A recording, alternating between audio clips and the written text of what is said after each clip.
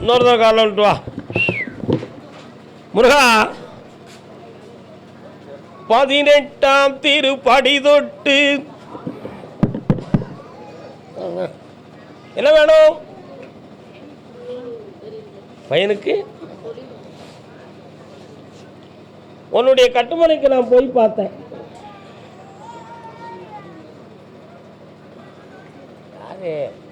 அப்படியா? வீட்டுக்குள்ள ஒரு பெண் தெய்வம் வருது. யாருமா அது? உன்னுடைய வீட்டுக்காரருடைய வழியில் உள்ளது. சரியா? இப்போ உன் பிள்ளைகளுடைய நேரத்தை போய் பார்த்தேன். ஏப்ரல் மாதத்திலிருந்து உன் மகனுக்கு நிலையான தொழில் அமையும். அவன் வாழ்க்கையும் நல்லா இருக்கும். வேற என்ன வேணும்? புறப்பட சொல்லு, கூட வாரேன். வெற்றி உண்டு. ஏற்பாடு உடனே செய். போ, சாப்பிட்டு போ. கர்ப்பசாமிக்கு நாங்கள் கடன்பட்டு மனவேதனை அடைஞ்சிருக்கிறோம். கர்ப்பசாமி ஐயா அப்படி காட்டு வந்தவங்க கால் வந்துட்டாப்பா. அடுத்து ஒரு பொம்பளை கேட்குறா, என் புருஷனுக்கு நல்ல மனசும் உழைப்பும் வேணும்னு கேட்குறா. யார் அது? வாமா, அங்கேயே நின்றுக்கா. நீ யாருமா? கால் வந்துட்டாப்பா. நீ கால்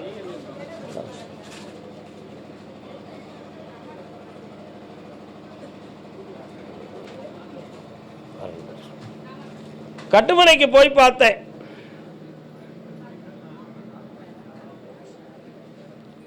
மூன்றாம் இடமாக குடியிருந்து வருகிறாயின்னு ஒரு உத்தரவில் இருக்கு. சரியா? 2.25 ஆண்டுகளாக செய்கிற தொழிலுக்கு உடலும் ஒத்துழைக்கல, சூழ்நிலைகளும் ஒத்துழைக்கல. கூட இருந்த சில பேர்களால் பொறாமைகளால் தள்ளப்பட்டு கடன்பட்டு மனவேதனை அடைந்திருக்கிறாய். இதுக்கு யாரும் செய்வன வைக்கணுங்கிற அவசியமே இல்லை. இது இயற்கையின் சுழற்சி. இப்போதைக்கு உனக்கு நல்ல நேரம் தோன்றியாச்சு. உனக்கு வருமானத்தை தாரேன், கடனை தீர்த்து தாரேன். வேற என்னப்பா வேணும்? பௌர்ணமிக்கு கூட்டுவா, நிலமாலை வாங்கி போடு, புள்ள குழந்தை பிறக்கும். பௌர்ணமி கூட்டுவா, நிலமாலை எழுதி காப்பான். காலில் வந்துட்டு வாமா. பொய் சொல்லி வந்திருக்கிறாளா? உன் புருஷனுக்கு மனசு என்ன பிரச்சனை? நான் கேட்குற கேள்விக்கு பதில் சொல்லு.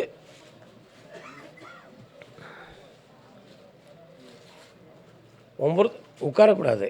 எனக்கு பதில் சொல்லாமல் உட்காரக்கூடாது. நான் என்ன கேள்வி கேட்டேன்?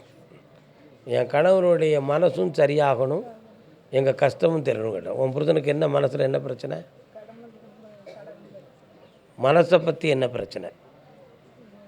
அங்கே உட்காருங்க, கூப்பிடுங்க. பிள்ளையின் திருமணம் சொந்தமாக கேட்டு வந்தது யாரு? வாப்பா.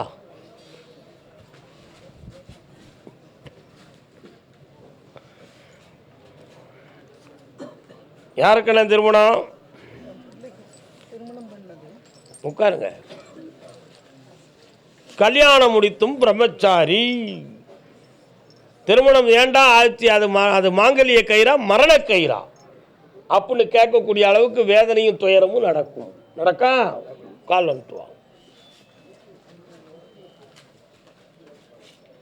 நீ இந்த வேளை தன்னில் சேயன் என்னை மறந்தார். வேற என்னப்பா செய்யணும்?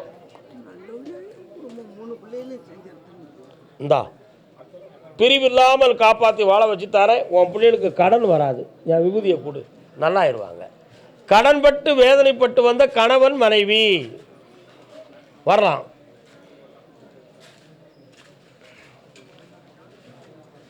பத்திரம் டாக்குமெண்ட்லாம் எங்கே வச்சுருக்கீங்க? அடமானம் என்ன வச்சுருக்கீங்க? இப்போ 2 தடவை கடன் அடைக்க பணம் வேணுமா? எவ்வளவு வேணும்? கால் வந்துட்டு வாங்க.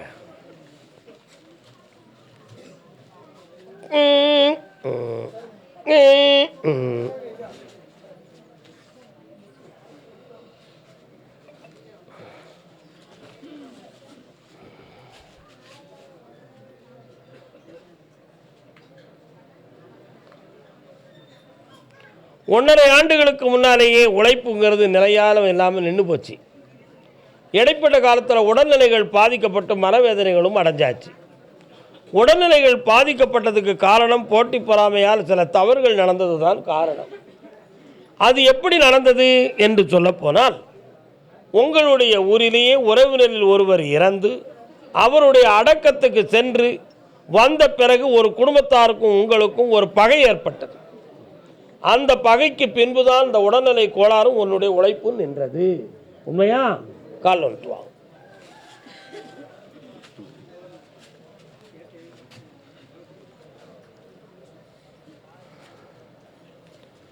இந்த நிலையிலிருந்து மாற்றி உங்களை வெற்றியாக்கி தந்தா போதுங்களா? வேற என்ன வேணும்? இந்தா கடன் தீர்ந்தாச்சு, 3 முறை என்னை பாரு, வெற்றி உண்டு, ஜெயிச்சு தரேன், நல்லா சாப்பிட்டு போங்க. கர்மசாமிக்கு என் திருக்கோயிலில் முடிகாணிக்கை கொடுத்த செல்ல மக்கள், முடிகாணிக்கை கொடுத்தவர்கள்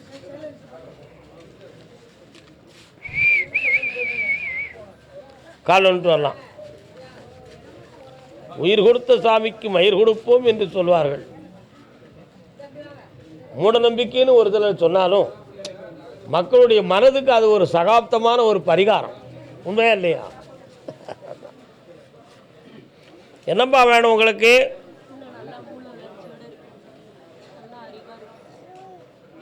ஏஞ்சி நிப்பாட்டு பிள்ளைய, நிற்காதா?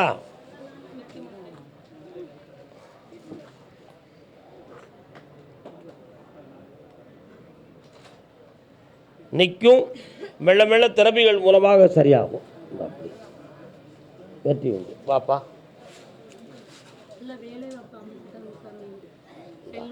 இந்த மாதத்திலிருந்து உனக்கு தொழில் ஓங்கும், செல்வம் பெருகுண்டா மகனே. நல்லா இரு, ஐஸ்வர்யமாக இரு. ரொம்ப எட்டி இருந்து பழகாதீங்க யாருமே.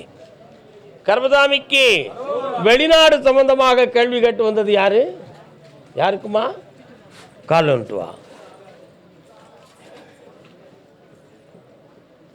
அடுத்து மகனை பற்றி கேட்டுனது யாரு? பையன். பொண்ணை பற்றி கேட்டுனது யாரு? வாமா முன்னால. வீட்டுக்காரர் எங்கே இருக்காரு? என்ன வேணும் இப்போ? கால் வந்துட்டு வா, முடிச்சுட்டு போயிருமா?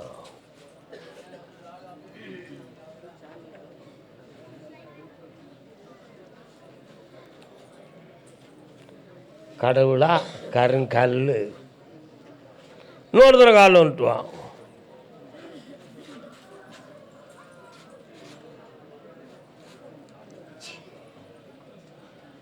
ஆய்ந்தோம், ஆராய்ந்தோம்.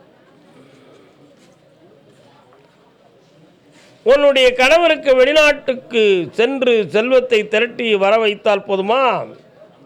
பணம் கொடுத்து ஏமாந்துட்டோமோங்கிற ஒரு ஏக்கம் உன் உள்ளத்தில் இருக்கு. அதை மாற்றி செம்மையாக நடத்திருந்தா போதுங்களா? வேற என்ன வேணும்? இந்தா முதல்ல வெளிநாட்டு தொழில் அமைக்கிறேன், உன் கடனை தீர்த்து தரேன். நல்லா இருக்கு. கால் வந்துட்டு வரலாம்.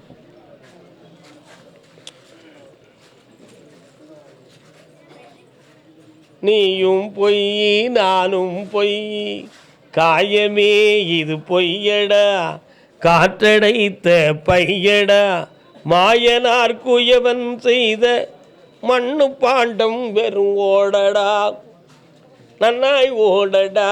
பக்கத்தில் வாங்க, பக்கத்தில் வாங்க, உட்காருங்க. அந்த காலத்தில் சண்டி குதிரையை ஓட சொல்லி முதுகில் குத்துவாங்க. ட்ரு ட்ரு ட்ரு. ஐயா யாரு? உன் பேர் என்ன? இந்த பிள்ளைக்கு துலக்கமான அறிவு இருக்கா?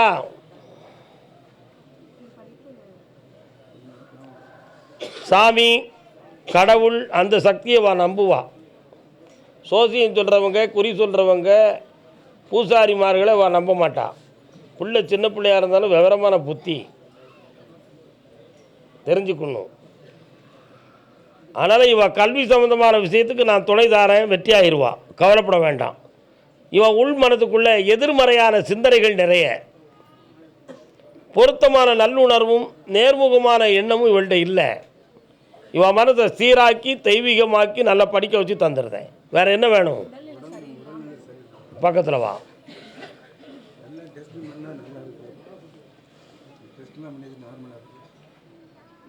என்ன டெஸ்ட் எல்லாம் பண்ணினீங்க?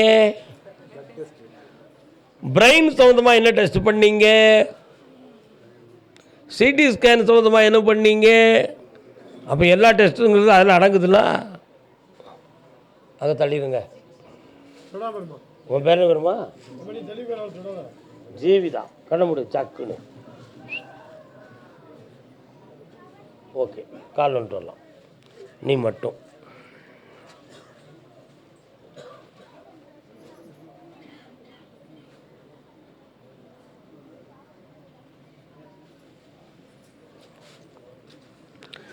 இவனுடைய ஆழ்மனது ரெக்கார்டில் ஒரு சில அதிர்ச்சிகள் இருக்குது. மனோநிலைகளில் பாதிப்பு இருக்குது. இரவில் தூங்காத குறை, படபட என்று ப்ரெஷர் உள்ளவங்க மாதிரி நடந்து கொள்ளக்கூடிய நடைமுறை, எழுந்திருக்கிற தன்மை, இவைகள் எல்லாமே இருக்கும். இது சாதாரண விஷயந்தான். இதை சரியாக்கிடலாம், கவலைப்பட வேண்டிய அவசியம் இல்லை. வேறு என்ன செய்யணும்? ஒன்றும் இல்லை, அது அதிர்வு, ஆழ்மனதில் அதிர்ச்சி ஏற்பட்டதனுடைய விளைவு. மாற்றி விட்டுறலாம். கடமுடுமா? பௌர்ணமிக்கு கூட்டுவாங்க, சரியாக்கி தரேன். முதல்ல ஆளை சரி பண்ணுவோம். எனக்கு புரியலையா? அடுத்து பார்ப்போம். பௌர்ணமிக்கு வாங்க, பக்கத்தில் வாங்க. 21ஆம் ஓகே ஓகே, சரியாயிரும். பௌர்ணமிக்கு வாங்க. முதல் நாள் என்னைய பாருங்க, சரியானா? நீங்கள் ராம்நாட்டில் எந்த இடம்?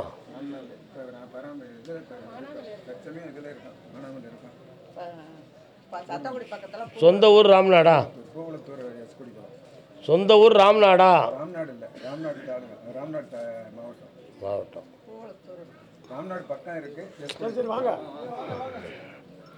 கர்மசாமிக்கு கர்மசாமி, என் வீட்டில் ஒரு சில பொருள்கள் அடிக்கடி காணாமல் போகுது. யாருப்பா? ராம்நாட்டு பகுதியில் என் வீட்டில் ஒரு சில பொருள்கள் காணாமல் போகுது, பொருள் நஷ்டங்கள் ஏற்படுது, மன வருத்தம் இருக்குன்னு சொல்லி வந்தது யார்? என்னது என்னாச்சு காணாமல் போயிருக்கு?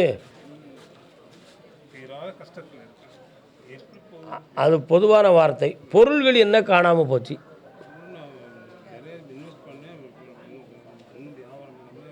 கால் வந்துட்டு வாங்க.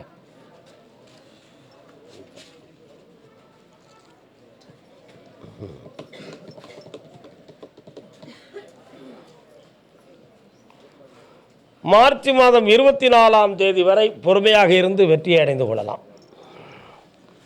கர்மசாமிக்கு ராம்நாட்டு பகுதி கடன்கள், மன வருத்தங்கள் தீரணும்னு கேட்டிருந்தார். கடன்கள் சம்பந்தமாக கேட்டிருந்தவங்க யாருப்பா? அடிக்கடி வீட்டை விட்டு வெளியே ஓடி போறா ஒரு பொம்பளைன்னு காட்டு வந்தது யாருப்பா? கால் வந்துட்டு வரலாம்.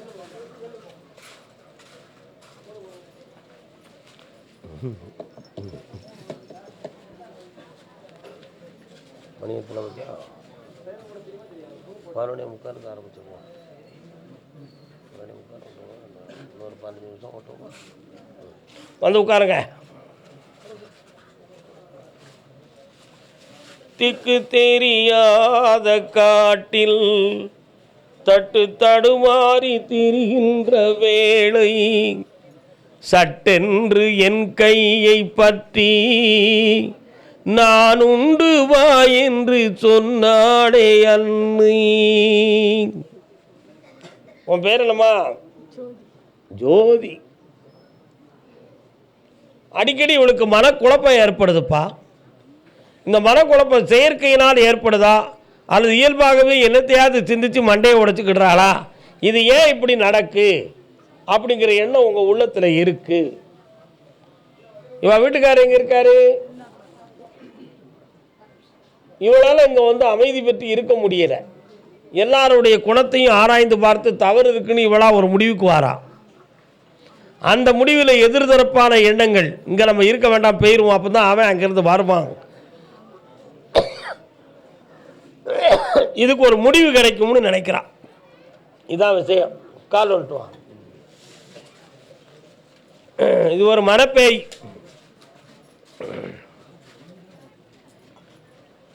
நீங்கள்லாம் எங்கே சின்னராசா படத்தில் வந்த மாதிரி கல்யாணகுமாரை உள்ளுக்கு கட்டி வச்சுக்கிட்டு ஆமாச்சாமி போட சொன்ன மாதிரி நீங்களாம் போட சொல்கிறேன்னு அவன் நினைக்கிறான். இல்லை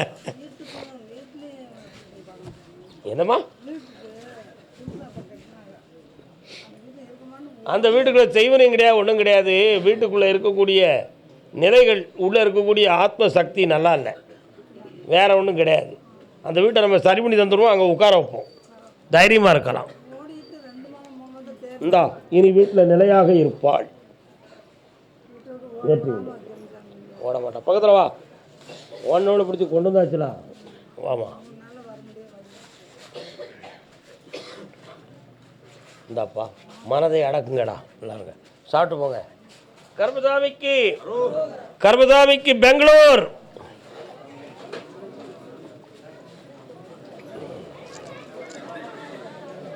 பட்டணத்து மாப்பிள்ளைக்கு பெங்களூரு பொண்ணு.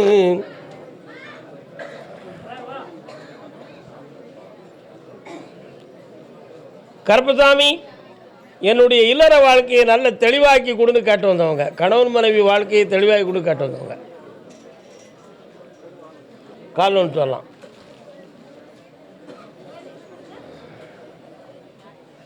ஆறு உத்தரவு இருக்கு எண்ணிக்காக.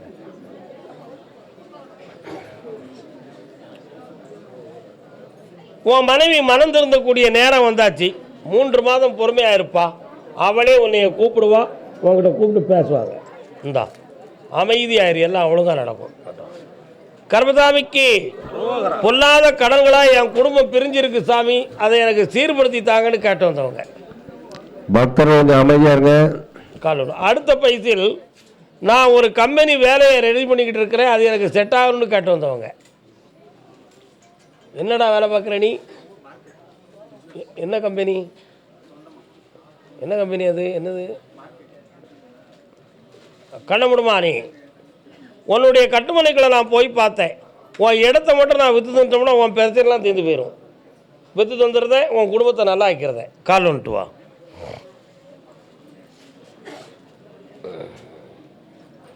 கர்மசாமிக்கு அடுத்து கல்யாண சம்பந்தமாக கேள்வி கேட்டு வந்தது யாரு? இந்தா ஜெயிச்சு தாரேன், பணம் கிடைச்சாச்சு. இந்தா 3 மாதத்தில் எல்லாமே நடந்துடும். கால் வந்துட்டு வாமா. நீ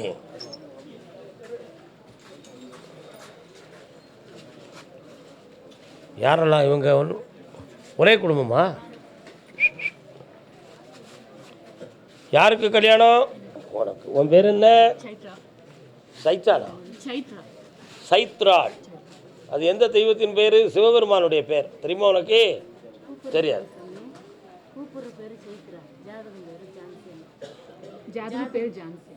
ஜான்சி ராணி லக்ஷ்மி பாய். பக்கத்தில் வாங்க.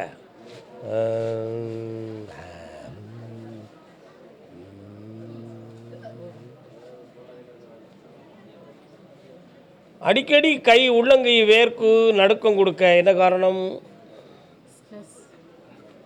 அதிகம் ஃபீல் பண்ணுறா, டென்ஷன் ஆகுறா, என்ன ப்ரெஷர் பாயிண்ட் வந்து கூடுறது மாதிரி, படபடப்பு, சென்சிட்டிவ் அதிகம். இதனால் வந்து மைண்டு டிப்ரெஷன் ஆயிருமோங்கிற பயம் உங்கள் எல்லாருக்கும் இருக்குல்ல? கால் வந்துட்டு வா. இன்னும் ஒரு பிள்ளையா செவுட்டில் அடிக்கணும் ஒன்றையெல்லாம் போய் இல்லையே.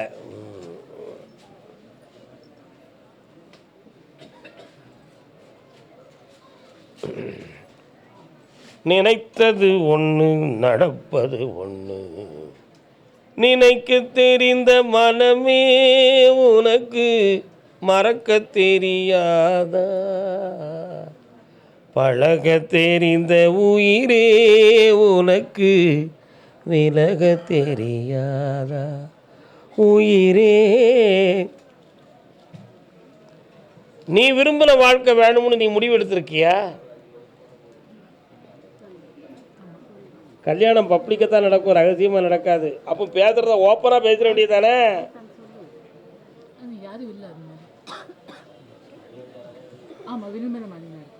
வேணும்.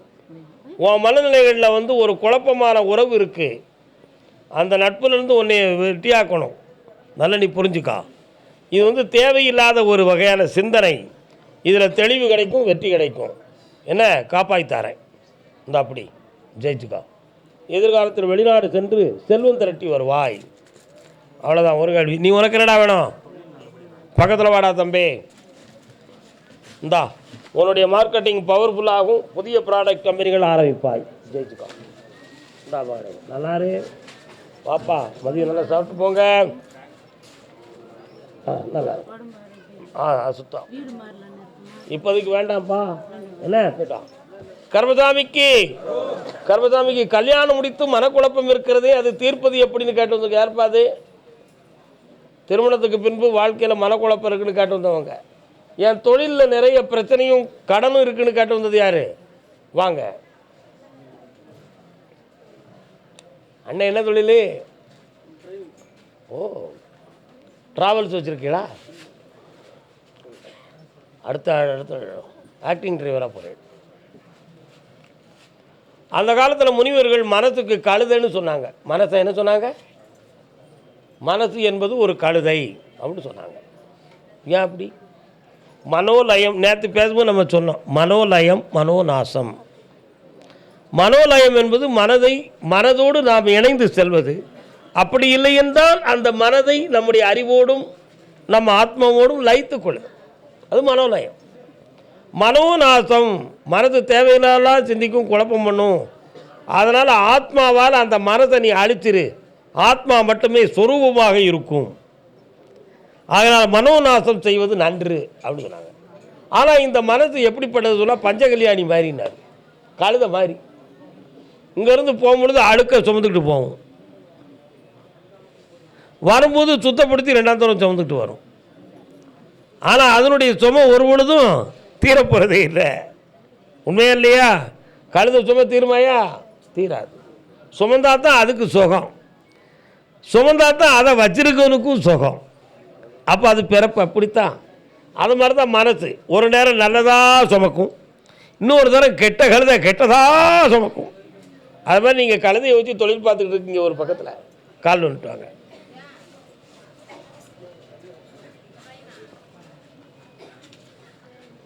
முத்துக்கள் சிரிப்பல்லவோ. பாஸ்போர்ட் யார் எடுத்து வச்சிருக்கா? இதில்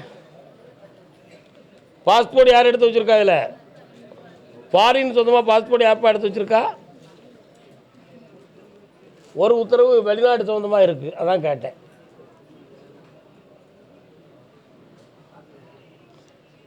உன்னுடைய கழுதைகளில் ஒரு கழுதையை மந்திரவாதி ஒரு தலையை வெட்டிட்டு போயிட்டான்,